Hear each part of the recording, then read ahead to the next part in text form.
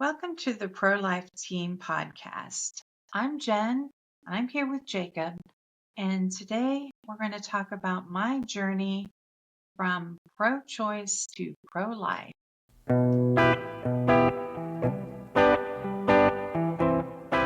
go ahead and start us off, Jen, and go ahead and share your story. Start where you think would be a good starting point, and bring us through the story.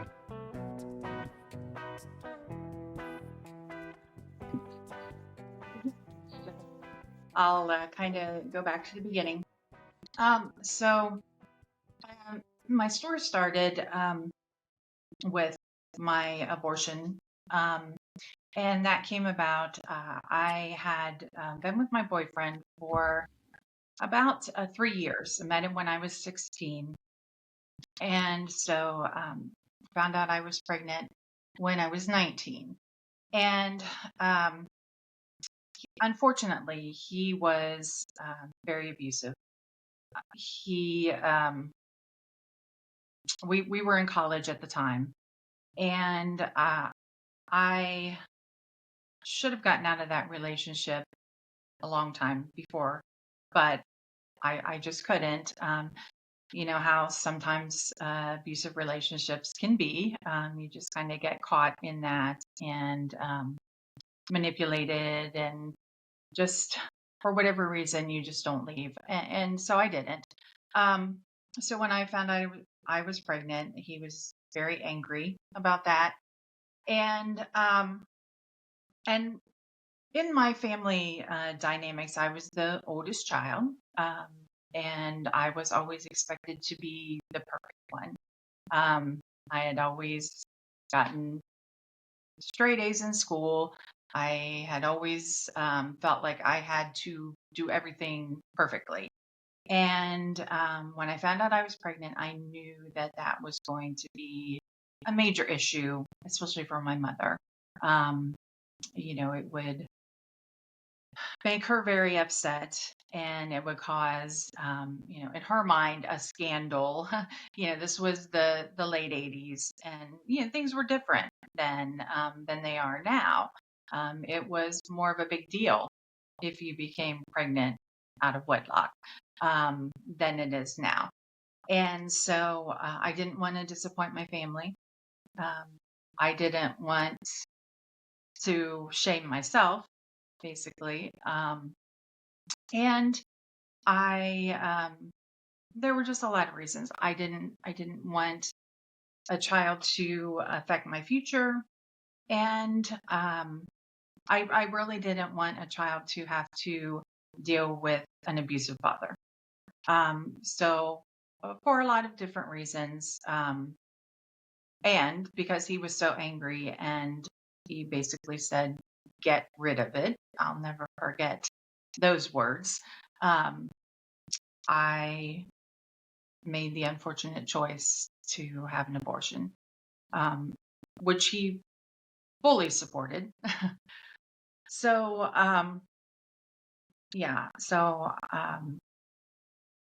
I just had no way to go that I felt was a good choice for me, because I knew at that point I was no longer going to be the perfect girl. If I carried on with the pregnancy, I couldn't be perfect because everyone would know. I would be pregnant. Everyone would know you're not the perfect girl anymore. But if I had the abortion, other people wouldn't know, but I would know. So I would no longer be the perfect girl. So, that event basically shattered me. It was like if you have a glass and it breaks, and you try to put it back together, and you use like Elmer's glue instead of an epoxy or super glue or whatever you're supposed to use to put glass back together. And then you keep trying to put water in the glass, or if you have a vase and you're trying to put flowers and rocks and water in the glass, it might hold up for a little bit. but eventually that's not going to work. And that became my life um, after many years. So as far as the abortion experience itself, you know, I don't remember it too much at all. The day that it happened, he drove me there. Um, there was no counseling. I called and made the appointment. I went there. Um, I signed some papers, but nobody counseled me. Nobody offered uh, an ultrasound. There was nothing to try to give me options. There was nothing at all. So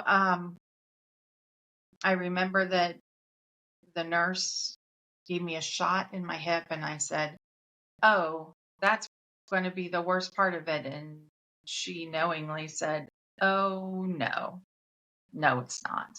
So this nurse knew how bad it was going to be, but I don't remember anything at all about the experience after that.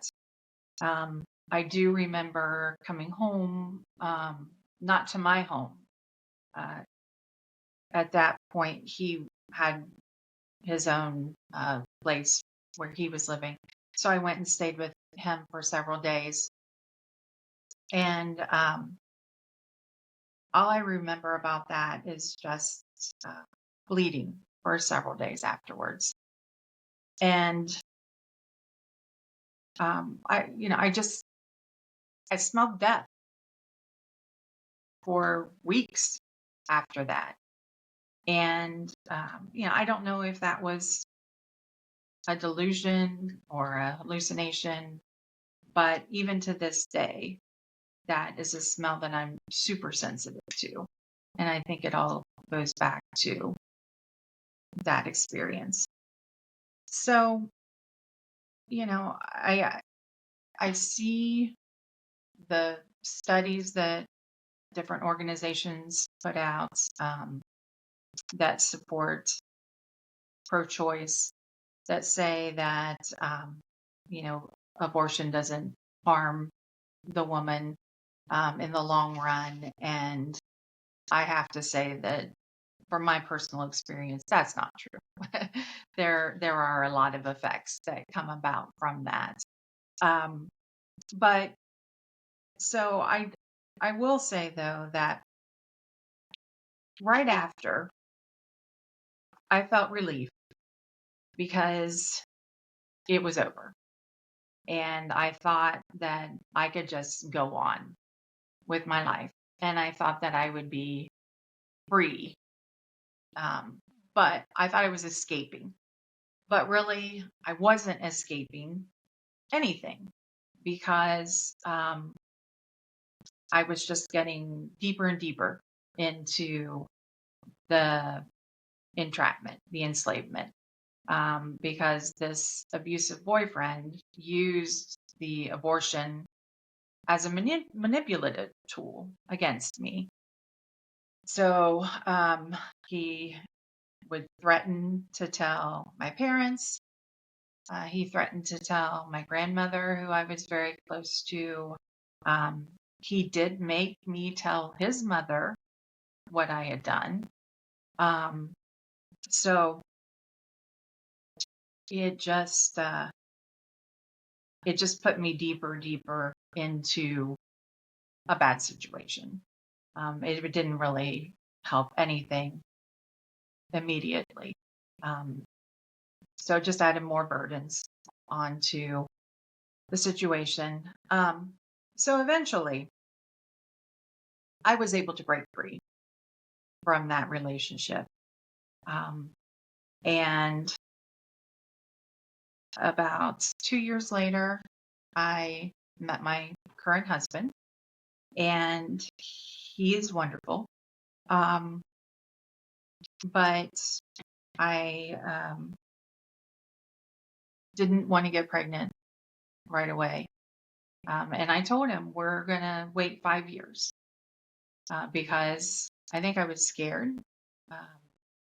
I just, after the experience, I just didn't I didn't know if I wanted to have children.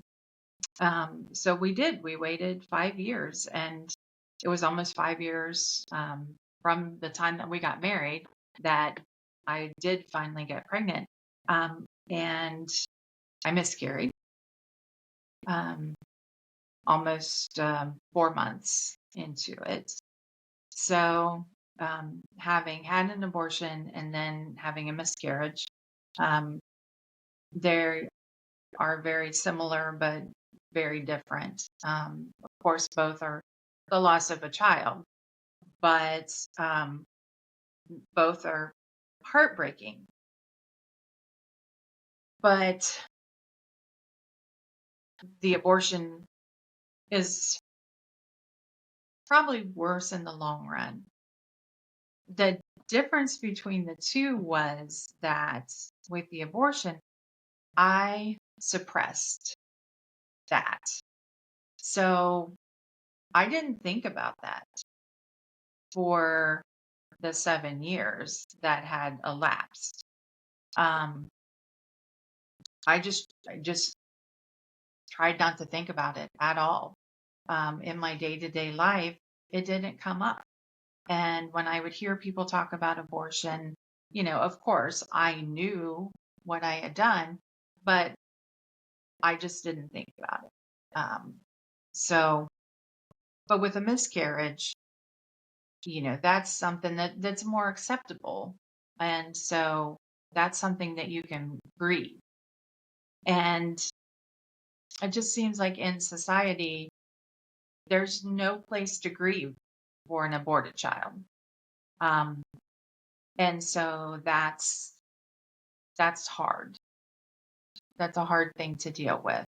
Um, and I think that's changing now, but back then there wasn't anything like that, at least not that I was aware of. So yeah, I was suppressing that. But luckily, so shortly after that miscarriage, I did get pregnant again and was able to give birth to my daughter, who is now 26. And so, but unfortunately, she was the only child that we were able to have because there were several miscarriages then later. And I have to go back and I question, was this all a result of that abortion? Was there some lingering effects from that I was not able to um, easily get pregnant and carry the pregnancies to term? So, but even right after the abortion, I said I just kind of I I suppressed a lot of things, but that doesn't mean that I wasn't affected by it. Um, I, over the next 28 years, really was an emotional wreck from all of that. I got into alcohol um, right before I met my husband. So, in that 2 years, um, a little bit of drug use, very mild, um, but depression, anxiety, um, anger, rage, um, self-esteem issues, and control issues really dominated my life for 28 years after the abortion. Um, and I'm sure I was very, very difficult to deal with um, by everybody, by my family members, um, by my coworkers. I'm sure I was very, very difficult.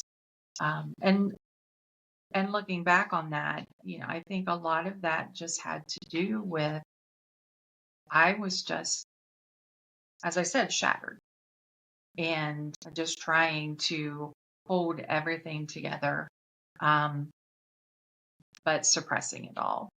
And that's how it was all coming out. All coming out.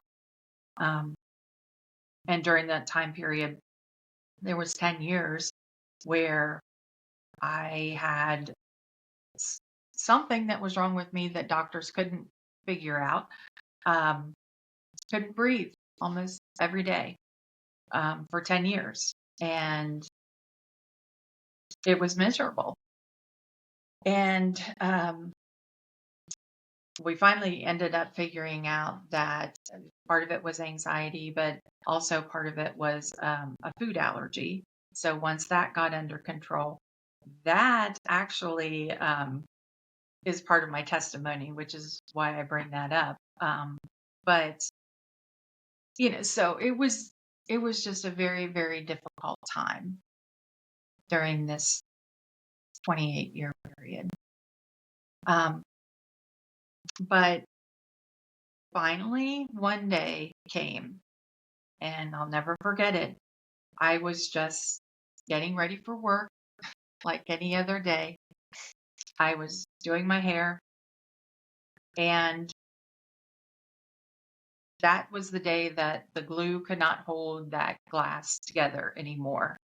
And it just shattered. I came to the end of myself, and the glass, the water, the rocks, whatever was in that vase just flew everywhere.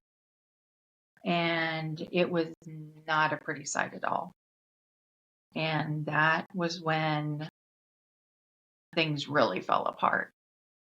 So if I was unbearable and hard to deal with before, over the next 2 years, it was even worse, because at this point, I finally started to think about, oh, you would have had a child that would be 28 years old right now. What would life be like if you had that child with you now? And I couldn't stop thinking about that. So that was a very, very difficult time to deal with. And so thankfully, that was when Jesus Christ stepped in and rescued me. Because if he had, I don't know that I would be sitting here talking to you, because I just don't think I could have gone on in that state of mind much longer. Wow. Thank you so much for sharing your story. I've got a couple of questions. What emotions do you, as you look back on your story, what emotions did you experience with the abusive boyfriend pushing you towards getting an abortion? What emotions did you have at that time? Well, it was very upsetting at that time. But I also kind of agreed that that was probably the best thing at that time. I thought that was the case. Um,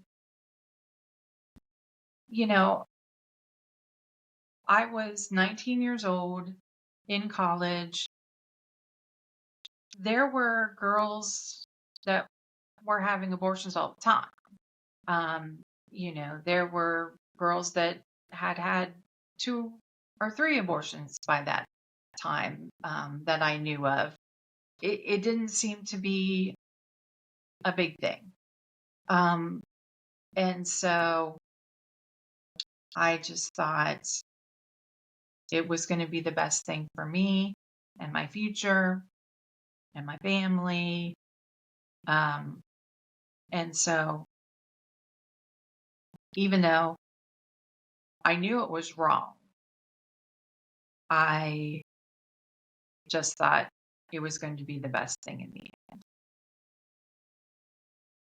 And, Hmm. I was in college, I was more liberal, I was on the pro-choice side. Um, so it wasn't it wasn't as hard of a thing for me to do then as it would be, say, today. And you said you got when did you meet Jesus for the first time, or when did your relationship with Jesus begin? That was just 7.5 years ago. Yeah, I What didn't was it grow up like? in a Christian home. What was it like um dealing with that your abortion story before meeting Jesus, and what was it like after? Oh, um, night and day, totally night and day. I, like I said, you know, I didn't, I didn't know Jesus before. And so, it's easy when you're part of the secular world to believe the lies that you're told regarding abortion. It's just a clump of cells. It's not really a baby. Um, it's it's okay. It's better, for your life. You couldn't provide enough for that baby, so it's okay that you did this. So if you don't know God, it's easier to do those things. Um, but once you do know Jesus Christ, and once you become aware of his love and his grace and his mercy, then you definitely, I feel, you can't advocate for the taking of an innocent life any longer. Um, so it's just a total difference um, between now and then. Um, and I think if I would have been a Christian then, I would have made a different choice. Hmm. But I can't judge anybody who is a Christian that has an abortion because there are many that do. Um, so I don't know how to answer for anyone else, but I just know for myself that I would have made a different choice. When it comes to your identity, how do you see yourself today? Or how do you, like, when it comes to who you Oh, are and how you hold your identity, maybe when it comes to your past or your present, yeah, where are you at today when it comes to who you are? well, I'm a child of God. I'm a daughter of the King. Um, I feel that I've been forgiven for my past transgressions, and I am free from my past, and I am free to move forward and to hopefully to help others to do the same. So I just feel that I am on a path to redemption. I mean, I feel like I'm well on the path to redemption, and that I am I'm good. I'm really good. That's good. That's good. Um, which Bible passage has have you connected with along this journey? Hmm. Oh, let's see Or which here. verse really seems to speak into what you've needed um, at times along this journey, maybe? Or is there like a character in the Bible that seems to have gone through something that provided you with a lot of insight or help?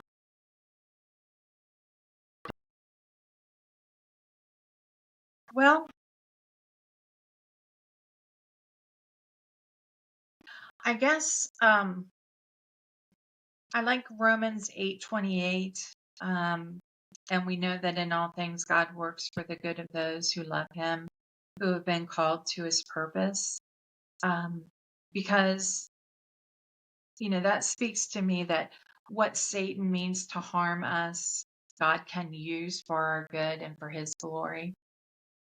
So, you know, I believe that Satan uses abortion to harm us. And, but God can take that and he can use it for his glory. Um, for instance, he can use me, just little old me, to tell my story. And hopefully, there's some other woman out there who is struggling with the same issues that I've struggled with. And she can take hope from knowing that there's a way out, that you don't have to struggle through this, that there is hope and there is a way. Jesus is the way, the truth, and the life, and he can redeem and restore. And so I like that verse.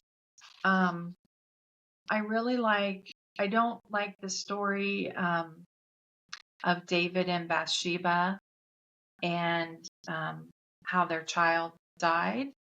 But I do like that David realized that once that the child died, that the child was going to heaven and that he would see the child in heaven.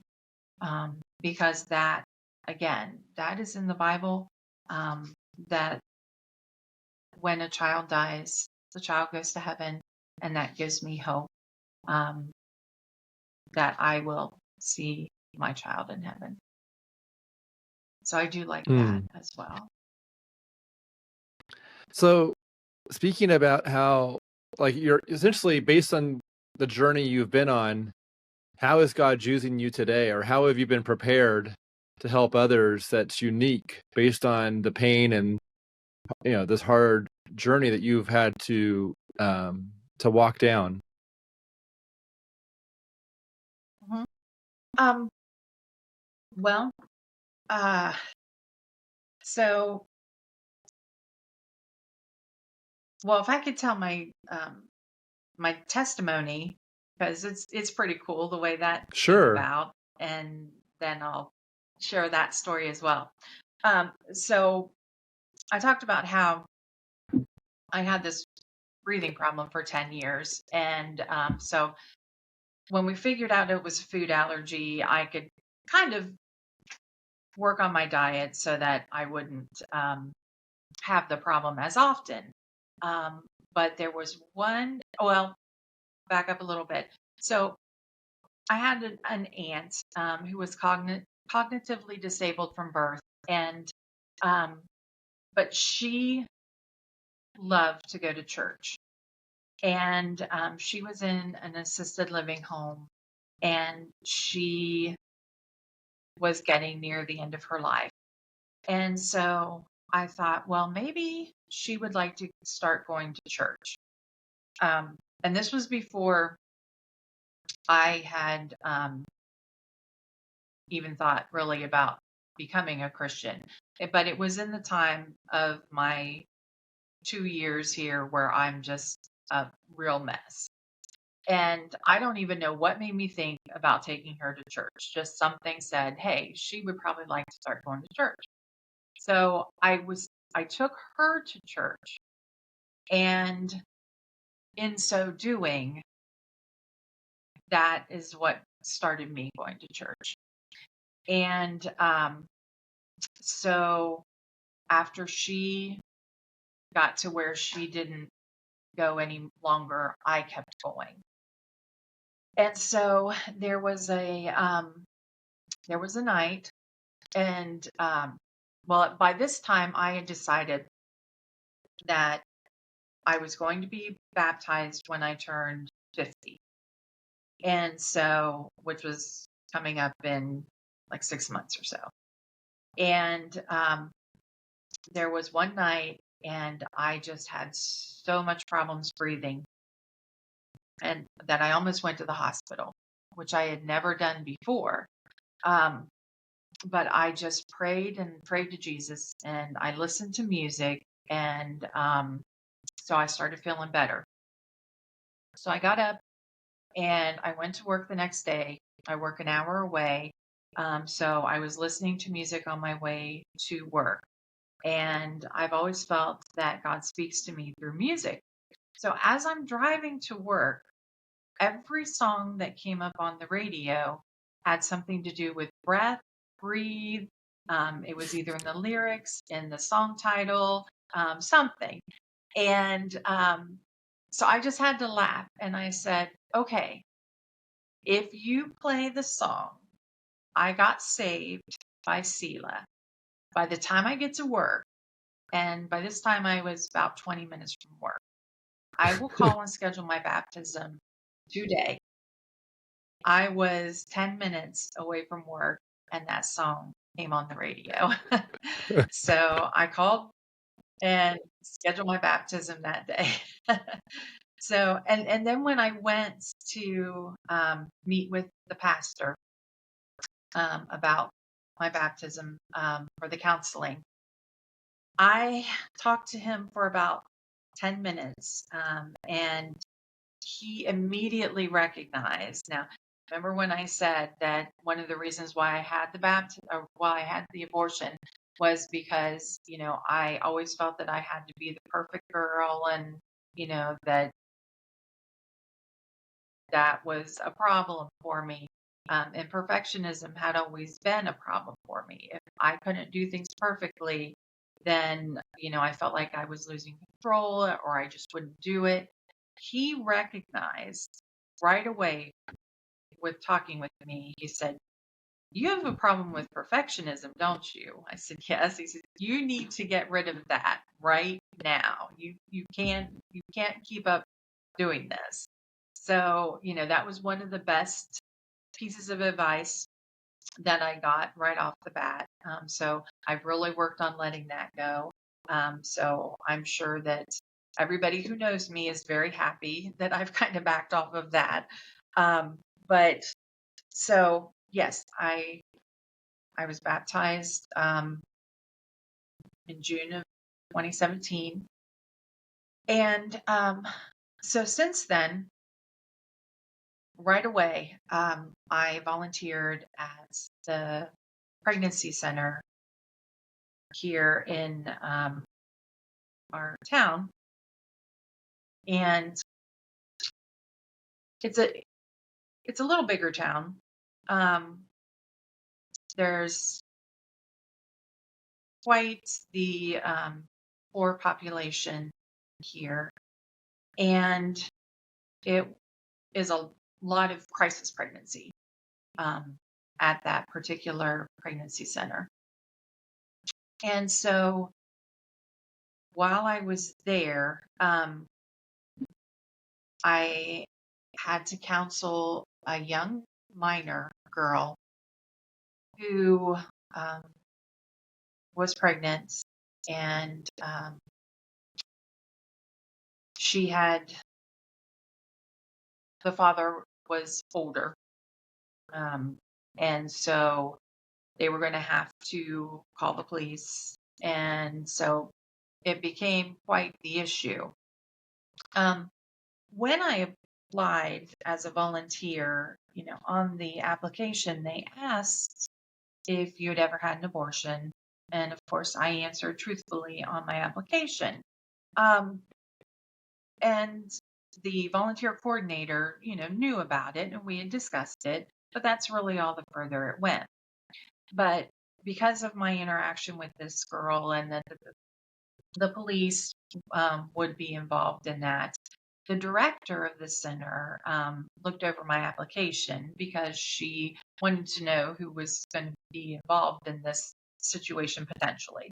So she noticed that I had an abortion. And so she called me in and asked me if I had had any counseling related to that, which I had not at that point. And so she asked if I would like to go through the Forgiven and Set Free Bible study. So she set me up with a mentor, and we went through that study together. And that really helped me on my path as well. So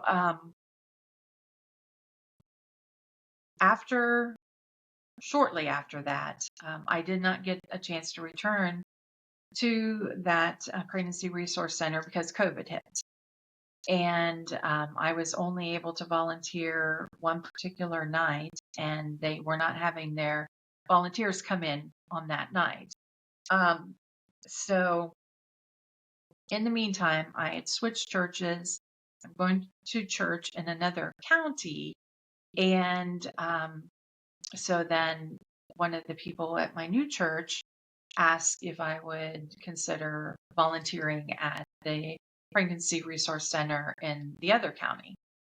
Well, that county, as my pastor calls it, is Cornfield County. So it's more of a rural county. And the pregnancy center there is more of like a pregnancy and life center.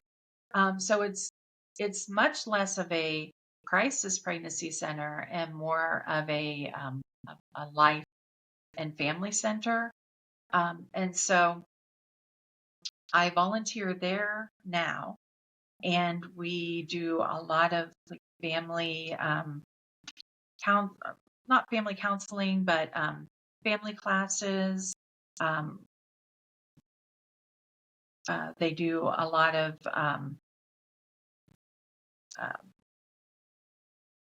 outreach as far as helping families with providing necessities for the babies and for the children. It's just a really great environment.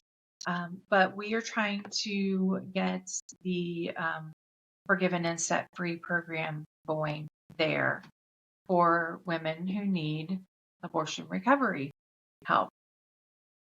And we've offered the class twice, and so far we haven't had anyone who have signed up for that yet. But we're praying that someone will come along. It's hard in a small community because, it is shameful. And you a lot of times don't want to admit that you've had an abortion. You don't want people to know that. And so I think that might be part of our issue why we haven't been able to get anybody to come to the study yet. But we're praying that somebody will come eventually. We're there waiting. So as someone who has shared their story and has probably experienced the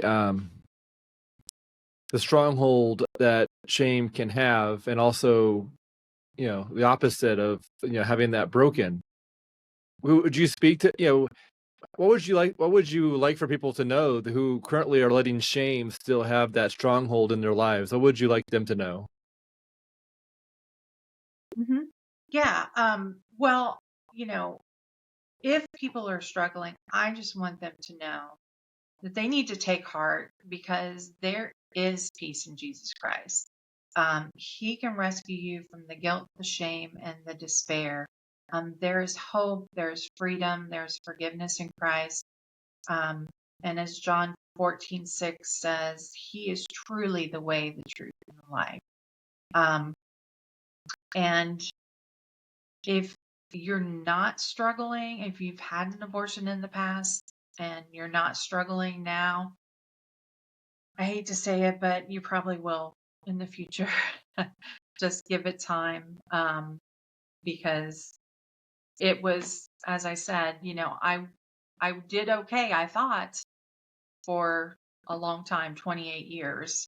Um, I thought I did okay, but I really wasn't. Looking back on it, I wasn't doing okay at all.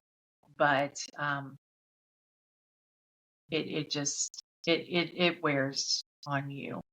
And the studies are out there that say, oh, women do fine after 5 years. They don't have any regrets and everything's good. Well, yeah, maybe after 5 years, but go ask them after 10 or 20 or 30 and see, because I think eventually it it all comes back.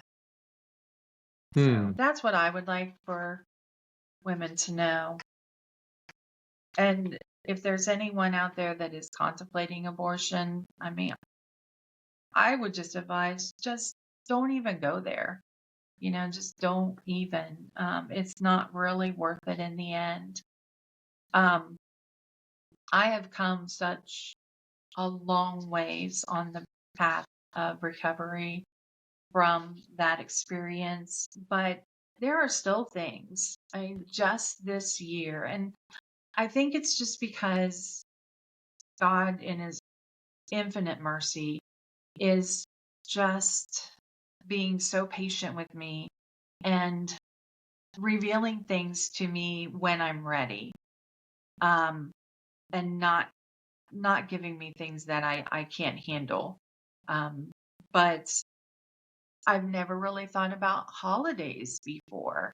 But this year, um, holidays have really come to my mind. I've thought, oh, what would the holidays be like with grandchildren? Because by now I would probably have grandchildren. And I don't. And so, I see my friends and people that I know that have grandchildren now, and I don't. And so, that's starting to hit me now, 36 years later. Um, so even though I have come a long way, things still keep coming up over time. So, and if someone is contemplating abortion, I would recommend that you go to a pregnancy resource center before you make that decision and learn about all your options. Um, at least have an ultrasound and see that baby. I didn't have that option. I didn't have any counseling. I didn't see an ultrasound. Maybe if I did, things would have been different. But I didn't. And the other thing I would say is to consider adoption. Um, one of the women that I have done classes with at the pregnancy center that I'm at now, she already has a child. She's single and she's pregnant again. And she has made the choice to give her child up for adoption. And I just think she's the bravest woman in the world. I mean, she could have made the easy choice, but she has chosen to carry this child to term and to give the child up for adoption. And I just think that that is just so noble and so brave. And I just admire her so much for making that choice. And, adoption today is a lot different than it used to be. There's open adoptions and there's so many choices. And so, if there's anybody out there who's listening to this and is thinking about adoption or about abortion, just please, there are so many other options available. Please look into those things. Wow, Jen, I really appreciate you. Yeah, you sharing your heart and your story. What are your final words as we wrap up, or final thoughts as we wrap up this podcast? Well, there is one other thing that I did want to say. Having been on both sides of the pro-choice and the pro-life, I guess I would want for Christians to remember that non-Christians, they don't really hear or know or understand God like we do. They're separated from God, they're alienated from God, because they've chosen that, or they have chosen not to accept God, at least at that point in their life. So they are, in some cases, foolish and disobedient and deceived by the enemy. And so, abortion is so liberalized in our society, and so accepted that, a lot of times people that are pro-choice, they're just uninformed and uncounseled. They readily give in to the abortion and they don't even think much about the consequences. I think they think, well, it's legal, so how can it be bad? They hear that it's supported by their favorite celebrities and politicians, so they think, well, how can it be bad? They hear about the studies that are put out by the media, which is usually one-sided, showing that it's not harmful. And so they think, well, how can it be bad? So I think as Christians, we need to be the light and we need to show love and compassion and grace and mercy to them. And we just need to speak truth, though, because true love speaks truth. And so to love those people, we need to tell them the truth. But we also have to realize that, they are living in the secular world and they will do things based on that. Yeah, that's a good longing to desire for them to hear the truth and for them to ultimately connect with the truth. So Jim, would you close out our podcast with a prayer, with the expectation that those who are listening may join you in this calling out to God, and they may join you in this prayer. Yes.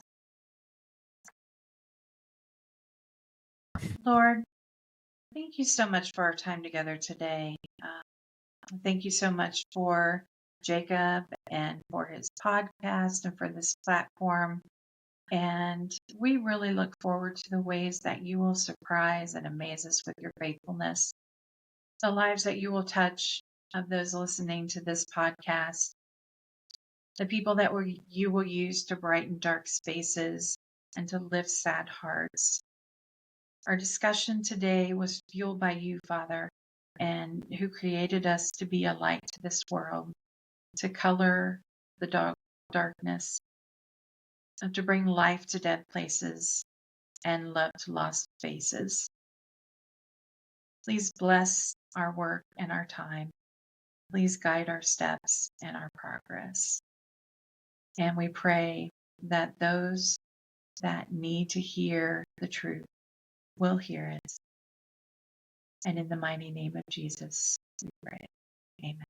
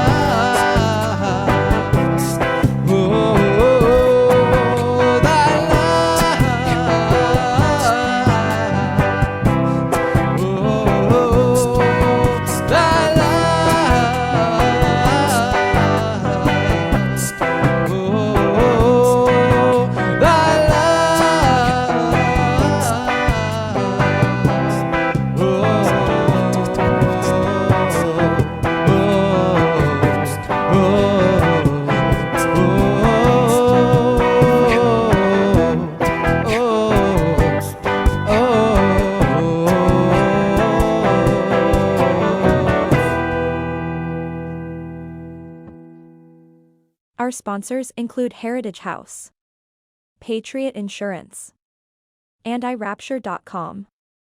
The Pro-Life Team podcast is a ministry of iRapture.com. If you would like to explore making a donation or becoming a sponsor or have a recommendation for who would be a good guest on the podcast, please contact us at hello@prolife.team.